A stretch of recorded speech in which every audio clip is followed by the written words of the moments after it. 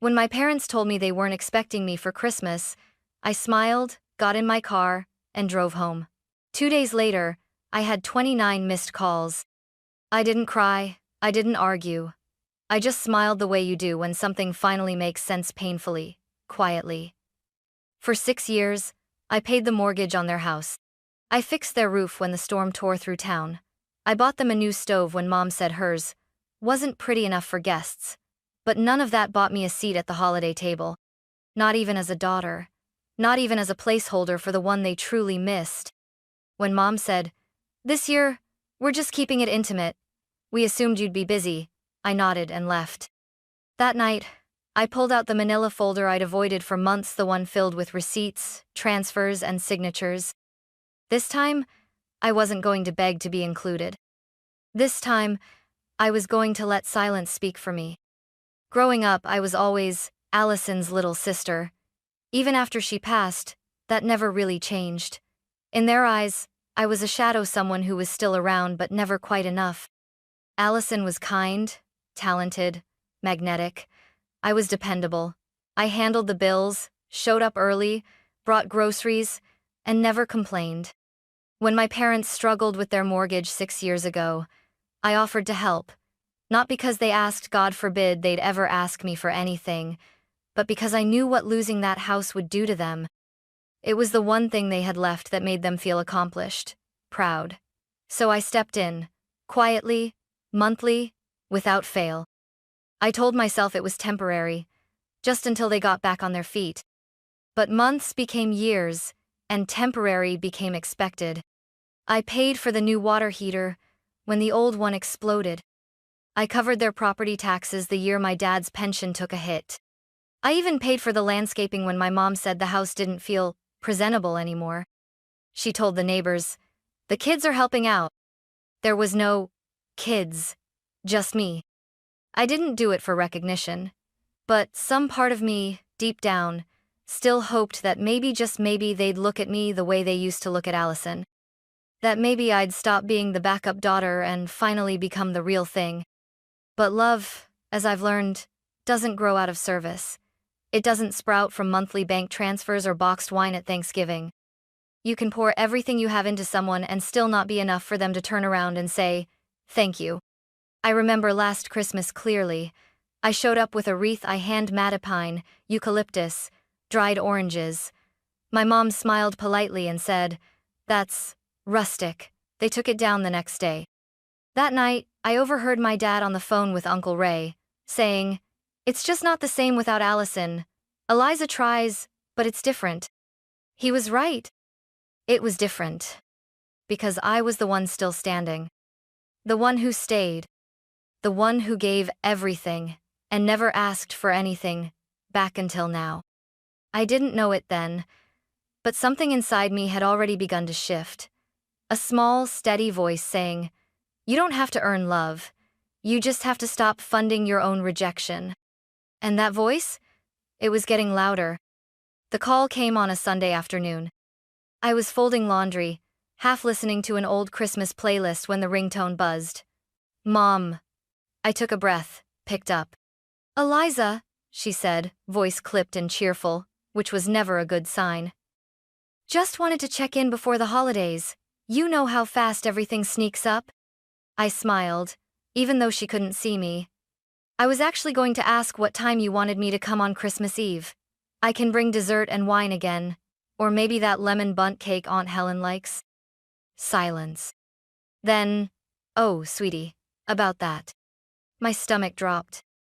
"We weren't really expecting you to come this year." I blinked. "What?" "It's just we're keeping things really small. You know how your father's been tired, and my anxiety's been acting up, and with the weather and everything. But I already bought the wine, and I made a wreath." "Eliza," she interrupted. "Don't make this harder than it is. We just want something peaceful this year. Just us. Just us." It took me a second to realize us didn't include me.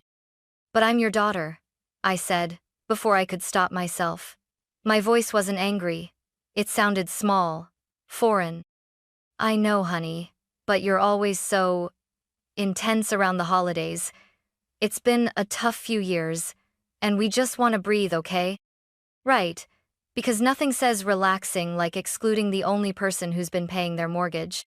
I see, I said quietly. Eliza, don't take it the wrong way. We just need space this year. Maybe we can do something in January? January. Like, I was a dentist appointment. I wanted to scream. I wanted to cry. I wanted to ask how they could do this after everything I've given. But instead, I looked at the pile of laundry beside me, all work clothes I couldn't afford to replace because of the monthly payments I'd been sending them. I swallowed my pride and said, "Sure, that makes sense." Mom exhaled, relieved. "I knew you'd understand. You're always so mature about these things." Yeah, mature. I hung up and stared at the phone. Then I walked over to my filing cabinet, opened the bottom drawer, and pulled out the folder marked House, Mom, Dad. It was thicker than I remembered. Inside, 6 years of mortgage receipts, utility bills I'd covered, emails confirming furniture purchases, the 5-0 check I sent when their roof caved in during that snowstorm. I laid each paper on the table like I was building a case in court. Because maybe I was. Maybe for the first time, I was finally done pretending I owed them anything. The next morning, I called the bank. Not out of rage, not out of spite. Out of clarity. "Hi. Yes, I'd like to cancel an automatic monthly transfer," I said calmly, holding my coffee in one hand and my entire self-respect in the other. The customer service refer name was Rachel. Asked for the usual details. Account number, last transaction, security code. I gave her everything without hesitation. There was no tremble in my voice. No second guessing. "Okay, Eliza," she said. "Looks like we've been transferring 1,850 every month to a mortgage account ending in 9,211 for 6 years. Is that correct?" I let out a small breath. "Yes, that's the one." "And when would you like the cancellation to take effect?" I looked at the calendar on the fridge. December 15th was circled in red, the same day the payment usually left my account. "Immediately," I said. "Effective today." Rachel paused. "Got it. That's done. Anything else I can help you with?" "No," I replied. "That's everything." But really, it was just the beginning. I hung up and stood in the silence of my kitchen, letting the weight of that decision settle into my bones. I wasn't angry anymore. I wasn't sad. I was free. For the first time in 6 years, my paycheck was mine again. Every hour I spent working overtime, mine. Every skipped vacation, mine. Every new client I onboarded while exhausted and burned out, mine. It was like breathing air after years underwater. I walked to the living room and sat on the old recliner I'd never replaced because Mom and Dad's mortgage came first. The cushions sighed beneath me like they'd been waiting for this moment too. I looked around my apartment.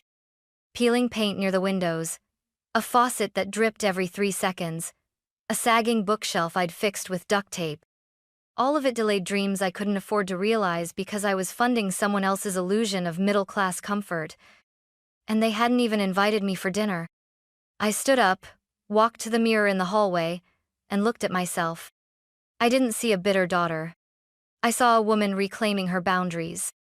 Someone who had confused sacrifice with love for far too long. Someone who'd finally drawn a line. And on the other side of that line, silence.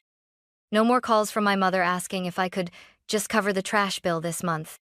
No more guilt from my father about how hard retirement was. No more apologies for existing too loudly in a space where I was never truly seen. Just silence. And it was beautiful. For the next 48 hours, there was nothing. No calls. No texts. No cryptic voicemails. Just the soft hum of my heater, the ticking of the kitchen clock, and the quiet satisfaction of knowing I had finally stopped bleeding for people who never noticed the wound. I spent that first day wrapping presents for friends, coworkers, and myself. I lit a pine candle and made hot cocoa with marshmallows. I even watched It's a Wonderful Life without crying. It wasn't lonely. It was peaceful. I didn't expect anything to happen right away. My parents never noticed things until they inconvenienced them.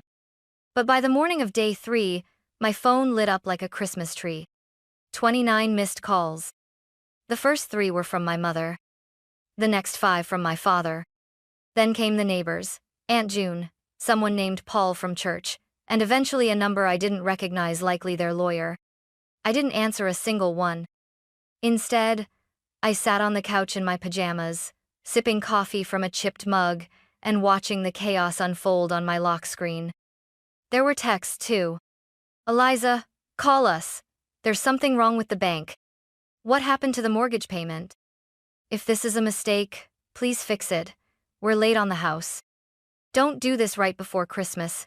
It's cruel. Your father is stressed enough already. Please don't add to it.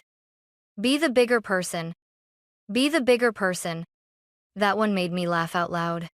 For 6 years, I'd been the bigger person. I'd been the silent one, the reliable one, the invisible backbone holding everything together while they smiled for holiday cards and forgot to mention my name. Now, they remembered me. Funny how quickly people recall your value when the payments stop. At 10:41 a.m., my voicemail pinged. It was my mother's voice, tight with manufactured calm. "Eliza, I don't know what's gotten into you, but whatever this is, it's not okay. You're better than this. We all make mistakes. Just call the bank and sort it out, please. Before things get serious." Before things get serious. As if they hadn't already become serious when they erased me from Christmas. I sat still for a moment, letting her words hang in the room like cheap perfume, lingering, cloying, false. Then I opened the bottom drawer of my filing cabinet again and pulled out a fresh envelope. Not for a payment. For a reckoning. By Thursday, the envelope arrived. Certified mail, from the bank. I didn't need to open it to know what it said, but I did anyway, slowly, like peeling off a scab that had been festering for years. Notice of payment default. My parents were now 31 days past due on their mortgage, and because they had refinanced under my name 6 years ago, their credit was already in shambles. They couldn't just handle it themselves. They were exposed. I sat at my kitchen table, reading every line with steady eyes. The numbers didn't surprise me. 1,850 overdue, 75 late fee, a cheerful reminder that foreclosure proceedings may begin if the balance is not brought current within 15 days. I sipped my tea. 15 days. Just in time for New Year's. By nightfall, the calls intensified.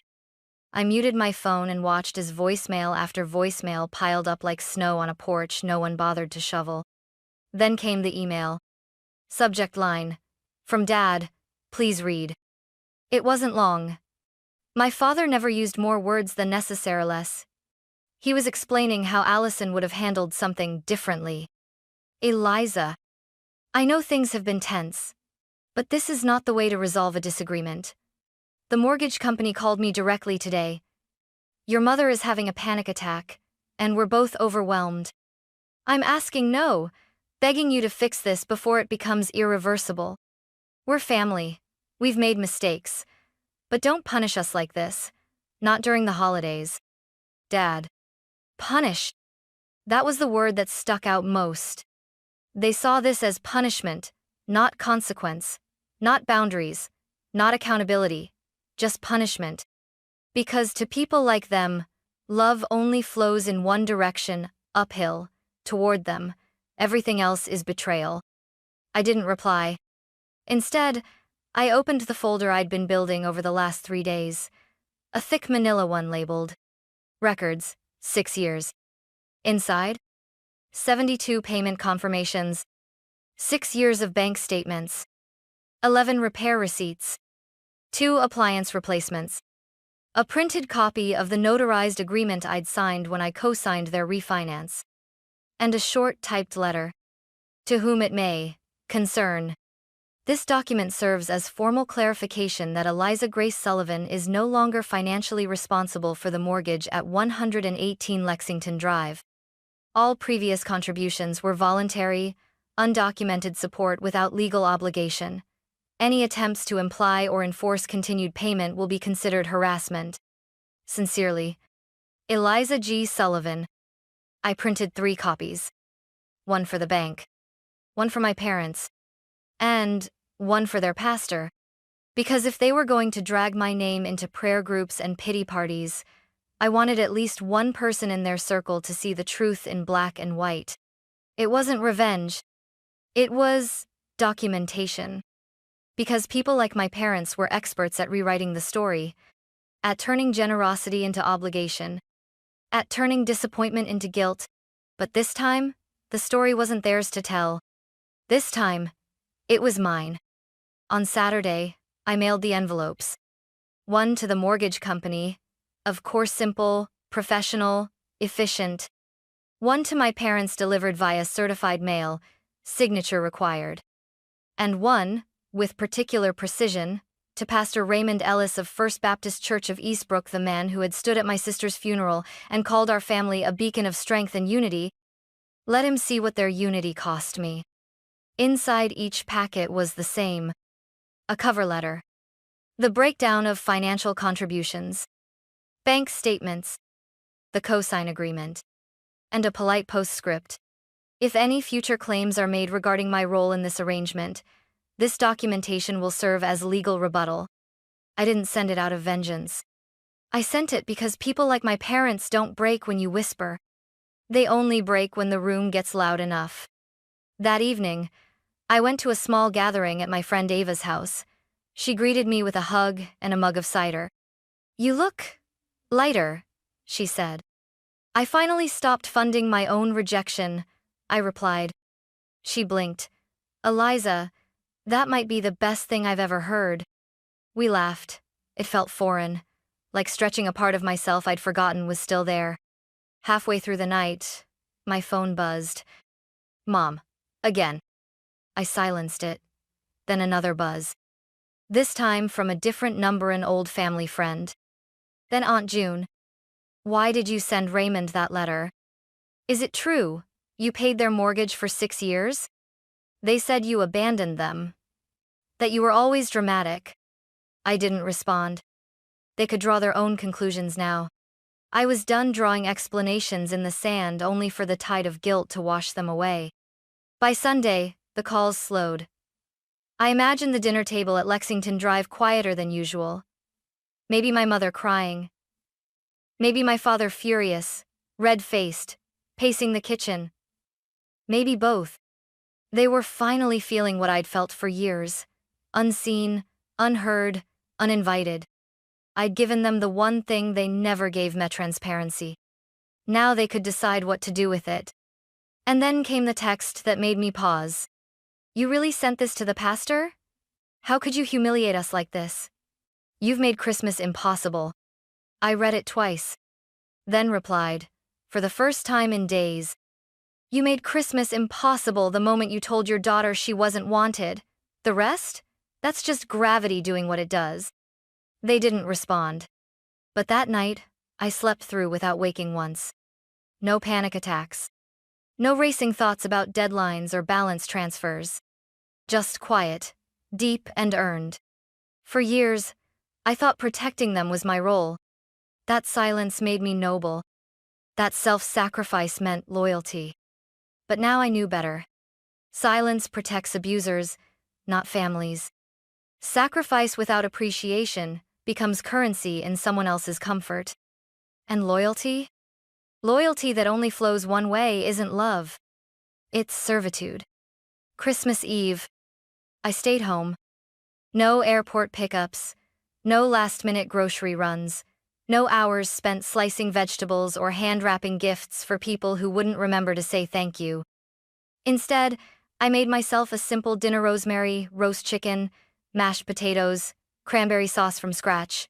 I ate off real plates, with linen napkins I'd been saving for guests who never came. Soft jazz played from my speakers. A candle flickered on the windowsill. Peace filled the air like warmth from the oven. Then, the photos started coming in. Text after text from family friends. "Is this real? I thought you didn't come this year? Wait, you paid for their house? Someone at the party, someone invited to the very table I wasn't welcome, Athad shared the letter. I imagined the scene. My parents, trying to laugh their way through it. My mother smiling too tightly. My father muttering something about misunderstandings and mental health. But the truth had arrived with stamps and signatures. And someone had started reading it aloud. By 8:47 p.m., my phone buzzed with a call from Aunt June. She never called. Eliza, she said, low and unsteady. What they did to you. I had no idea. I didn't answer right away. She continued.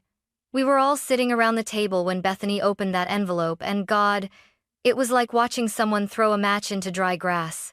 The whole room went up. Still, I said nothing. I just want you to know, she whispered. People are talking, but more than that, they're starting to see.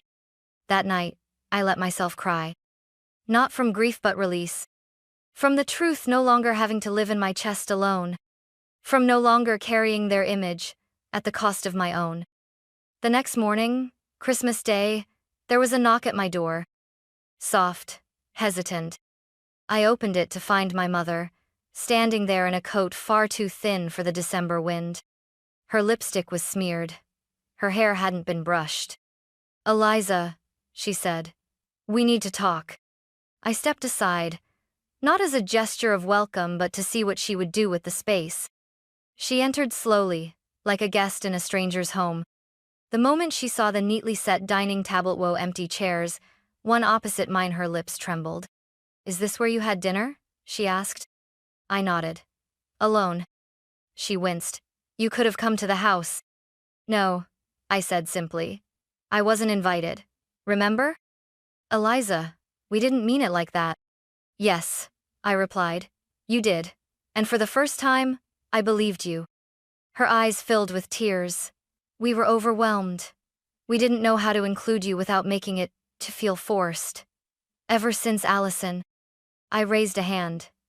Don't use her like that. My voice wasn't loud, but it cut through the room. She died, I stayed. And somehow, I was still the one who didn't belong. My mother's shoulders sagged. You made sure everyone knew I wasn't coming, that I wasn't needed. And now the truth has finally caught up with you, and you don't like how it looks in daylight. She started to cry. I'm sorry, she whispered. I'm sorry for everything.